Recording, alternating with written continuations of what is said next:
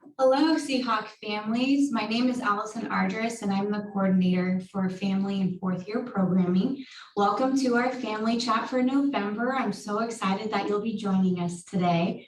Just a reminder, what our family chats are is we try to do a video or a chat every month about, depending on what's going on in our program, to give you resources and information that can help you as Seahawk families in order to help your student and to give you more information to be able to share with your student or just for your own benefit.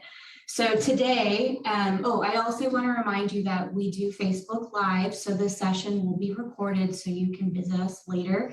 And you'll also be able to comment in the comment section and be able to ask us questions live for a more interactive experience.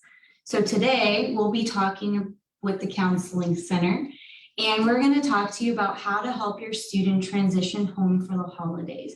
We know that holidays can be stressful on its own, and trying to come back from college life in the middle of finals or preparing for finals and in the middle of all that transition can be stressful. So we want to prepare you today and share what resources we have, the Counseling Center has, and what you can do to help make this a successful reunion home with your student. Today with me, I have Dr. Nancy McKean, and would you like to tell us a little bit about yourself? Yeah, absolutely. So thank you for having me.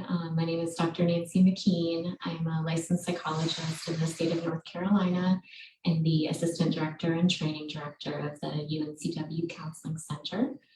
I've been at the Counseling Center for about 2.5 years and have spent most of my career working with college students in university counseling centers. Awesome. Thank you so much for your time to be here. I know your guys' schedule is really busy right now. We just appreciate all that you are both able to do. So I just want to start off the conversation with let's first talk about what you guys have to offer. So do you mind sharing a little bit about the Counseling Center? Yeah, sure.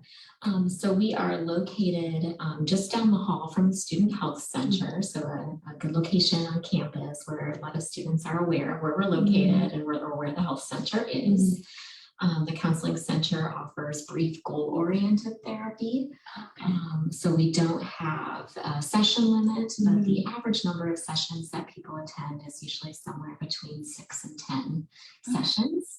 The first step in that is for students to schedule an initial consultation. And at that appointment, they'll meet with one of our counselors and talk about what they're experiencing and determine the appropriateness of the Counseling Center for meeting those presenting concerns. Oh, awesome. Wow, only 6 to 10 is the average. That's not bad. Yeah. But again, there's no limit to how many sessions they can have. There's no limit, but again, we do try to keep it under the umbrella of being relatively short-term therapy. Okay. We do also offer group therapy. We have some mental health related workshops, and we partner with a couple of the different cultural centers on campus to offer some discussion support groups too. Oh, wow. We also were excited this year because we have a new position, a full-time case manager. Oh, wow. And so for those students that we do need to refer off campus for more extensive mental health services, we have this full-time case manager whose entire position is dedicated to assisting the students in getting connected off campus. Oh, wow. So we're very happy to have that support as well. Oh yeah, with everything going on, and then so they have direct support to make sure that if the short-term therapy here on campus, they know how you guys have a way of referring them out and then making sure that they're having someone follow up with them. That's right. Yes. Oh wow, yeah. That's awesome that happened. Yeah. So, oh, thanks for sharing a little bit about the Counseling Center and like the appointments and the classes. It sounds like a lot of great opportunities for our students to be able to take advantage of in between classes. So if they're not in therapy, they can do group therapy or a variety of things. Wow, that's great. Okay, so what about one of our next questions is, what would be some reasons a student wouldn't want to get help or go to the Counseling Center? What have you seen? Yeah, sure. So sometimes students just aren't aware that these services exist on campus. Oh, wow. So, you know, we do our best to talk about our services during orientation, but obviously students are learning a lot during orientation, so not everything sticks. Definitely. And so they may not be aware that these services actually exist. So that's one reason. Another reason may have to do with stigma around seeking mental health services. Feeling kind of embarrassed or kind of nervous about like actually saying that they need help or they're in therapy. Like worrying about the message that sends or worrying that there's some negative connotation to that. And I think as a campus and then also larger as a larger society, we're trying to decrease that stigma around mental health. But it does still exist, and that could still be a barrier for some students.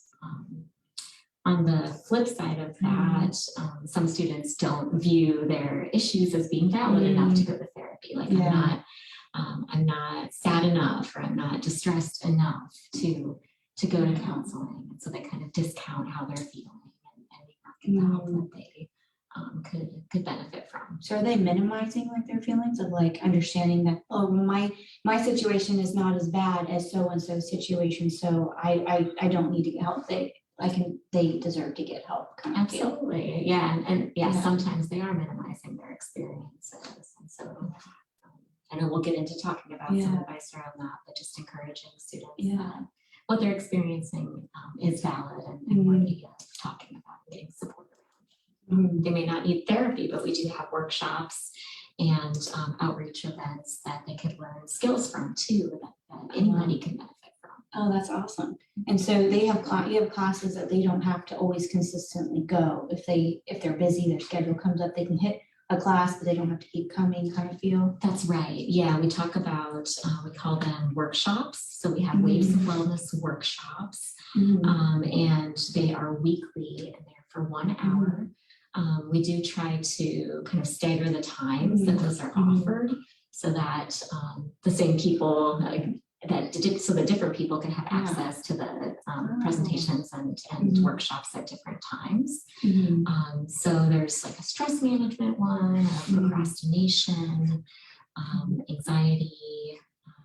I'm doing one next week on cultivating gratitude, some mindfulness ones. And so just some really helpful skills that people can learn and apply to help them with their mental health on campus. The schedule for that students can find posted on WaveLink. On WaveLink?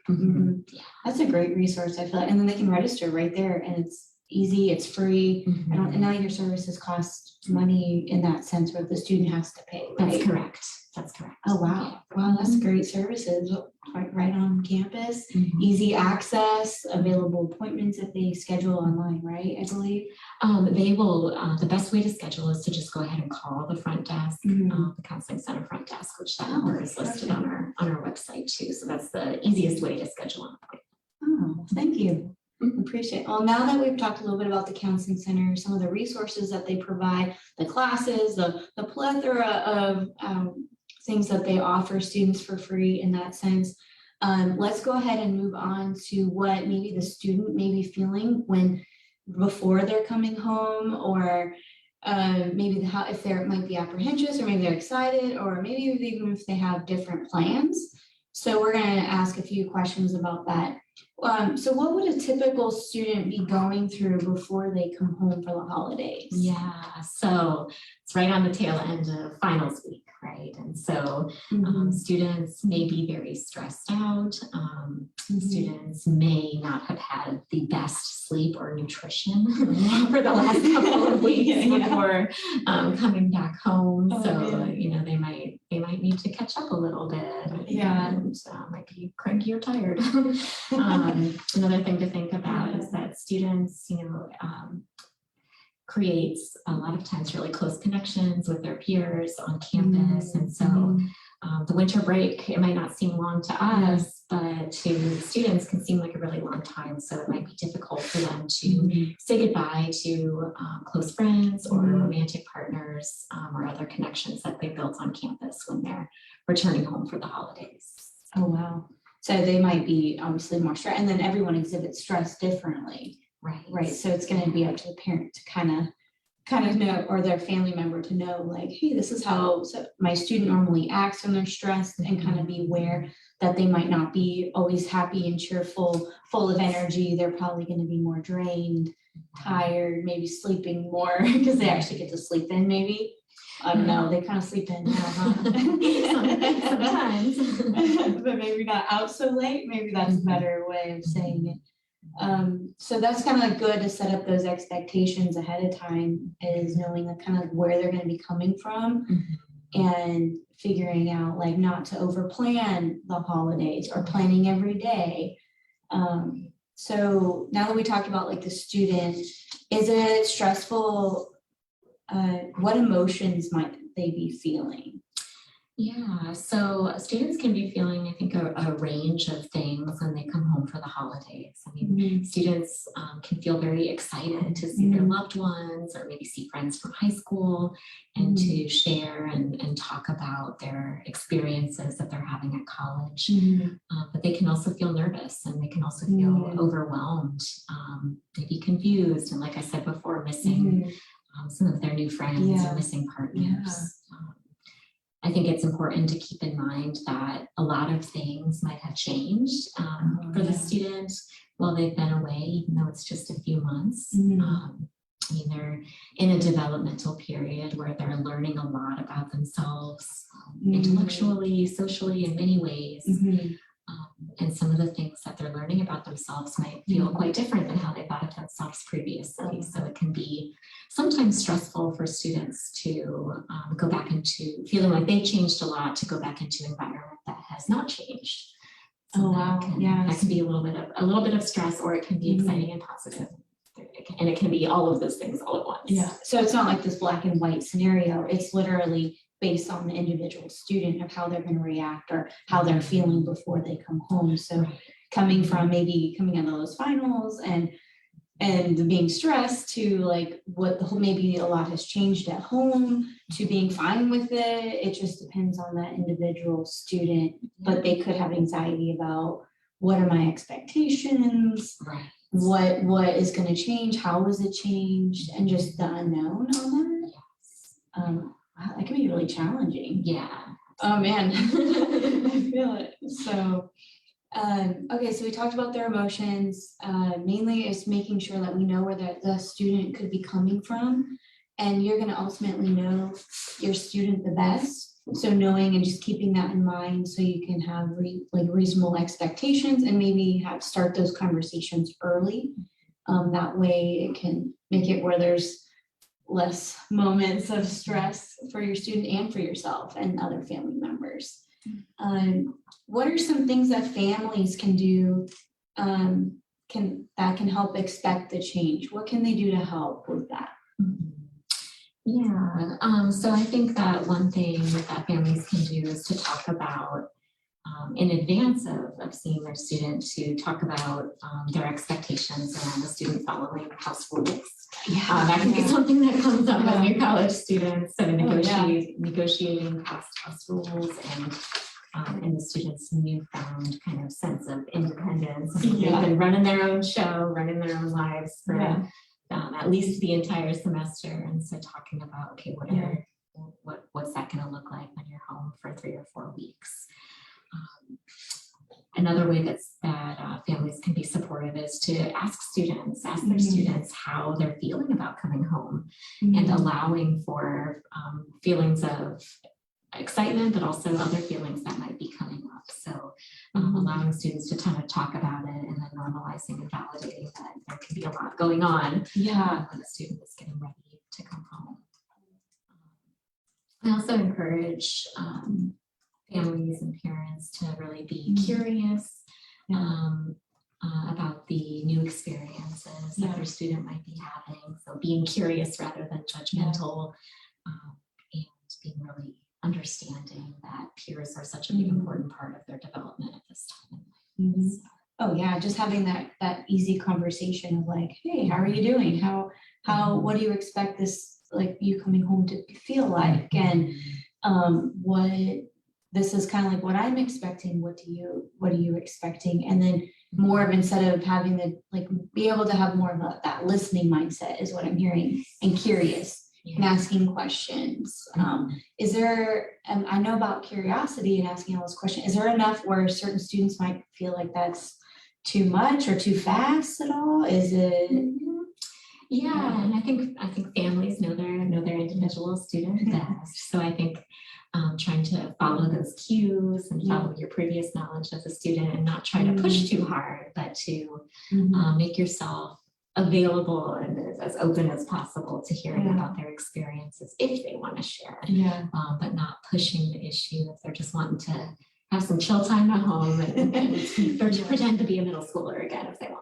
Oh yeah, I'm sure they're like, hey, I get home cooked meals again. Exactly. I don't have to have microwave food or, you know, whatever they're eating, who knows, especially during stress. I'm sure, I can only imagine. Right. Okay, so we talked about some conversations before that families can do to help. How will their expectations and boundaries change? What would that look like? Maybe if they're a first year student and this is their first semester home, how would that might look like for that family member who the student left was more of like high school kind of feel, rules and boundaries, versus like having somebody who now went to a semester of college and has more of that independence. Right. Yeah, like I was kind of mentioning before, you know, students have been in charge of their own schedules and been active in maintaining their own schedules and feeding themselves and getting themselves to where they need to go, managing their social life, all of that. And so when they go back into their home environment, it can sometimes be a struggle for families to see that, because they're used to their role in however it looked before the student left. So I think just allowing for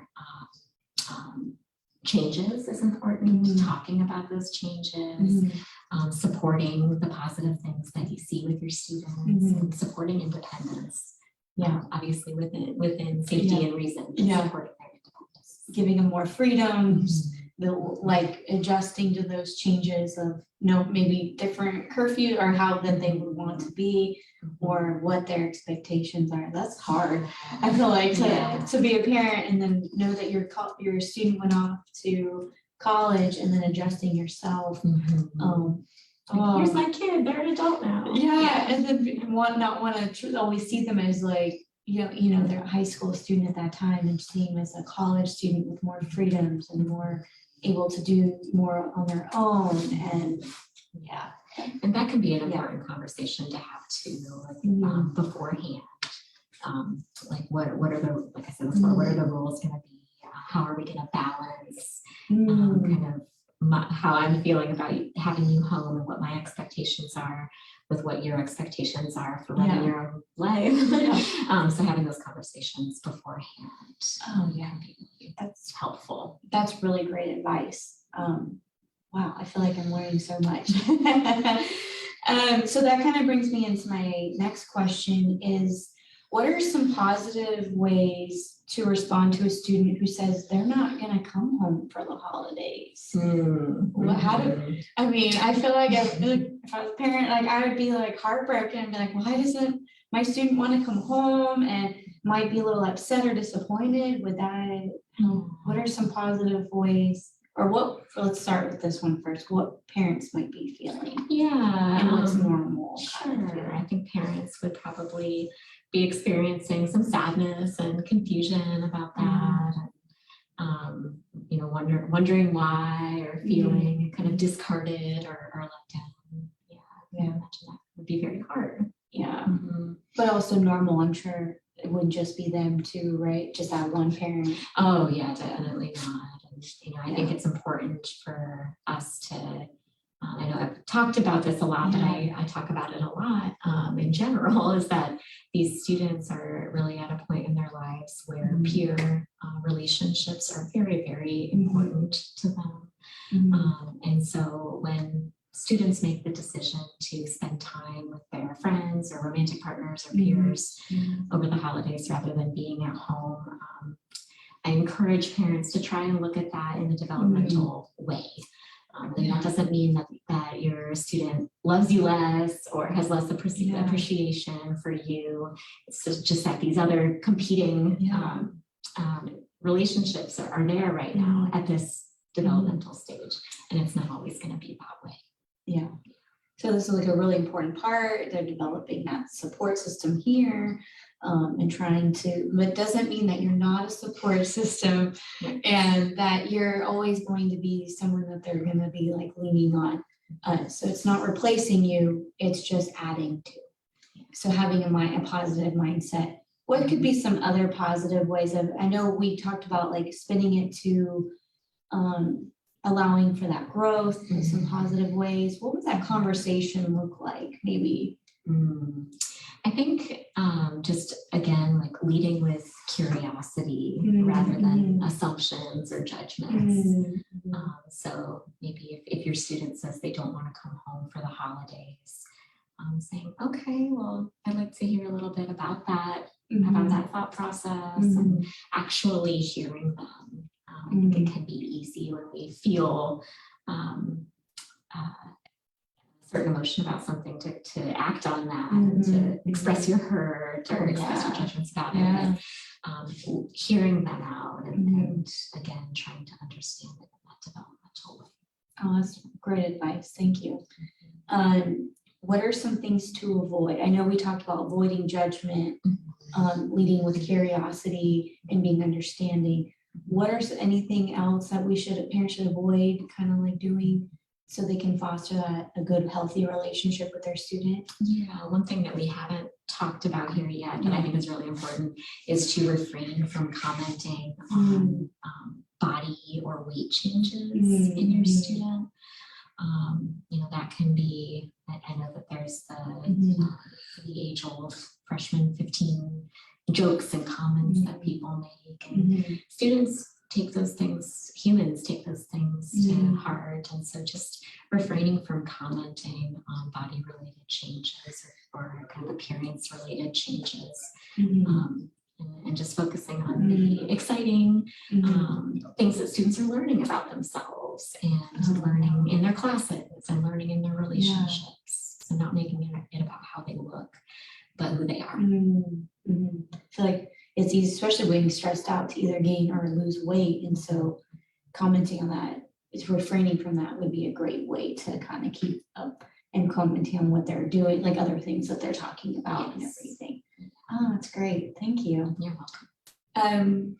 What other tip, do you have any other tips on how to have a successful reunion with the student when they do come home? Yeah, I think parents or families can just share with the student how they're feeling about seeing them, and just say that they're excited to see them, they've been looking forward to seeing them, and then again, just kind of expressing that that they've probably been doing a lot these last few months, and that you're looking forward to hearing about stuff if they want to share, and then make the space to hear about things if they want to share, and really embrace again what they're learning about themselves as people, and really appreciating who they are and who they're becoming. Yes. Well, thank you so much for your time today, all your advice and wisdom and expertise in your area, and I'm excited that we got to share this to our families, and being able to do that. So again, thank you so much for being here. Thank you for having me. For our families, I just want to remind you, thank you for joining our chat for November. Next one will be in December, and we'll get you those dates shortly. It'll be on graduation. Yay. That's exciting. It's coming up. And again, this session will be recorded and put on our Facebook and YouTube page. So you can always check us out. You can always go back to it, share it with another parent or family member, in order to help get the information out. And I just want to again, thank you for this. And as always, if you have any questions, please feel free to reach out to our the transition program at transitions@uncw.edu. And thanks again. Have a great day.